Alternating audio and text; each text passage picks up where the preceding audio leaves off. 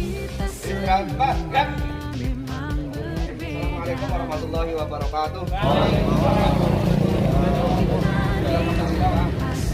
Jadi pertamanya mau silakan rekan kepala mengancam ekonomi dan jiwa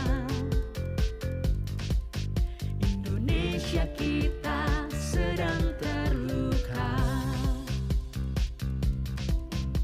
Mungkin ini pesan yang kuasa untuk kita kembali sejiwa,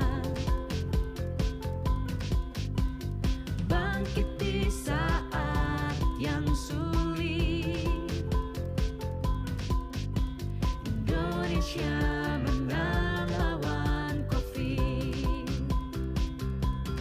Mari bersama-sama kita. Assalamualaikum warahmatullahi wabarakatuh.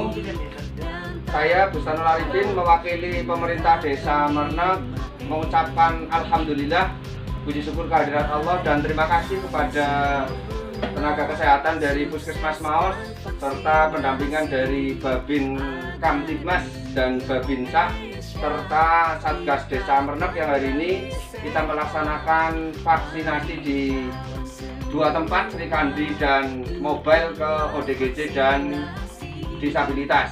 Ini yang terakhir kita melaksanakan, semoga saja benar-benar vaksinasi yang kita lakukan pemerintah upayakan agar benar-benar di masyarakat Desa Mernek khususnya selalu sehat, terhindar dari mara bahaya terutama COVID-19.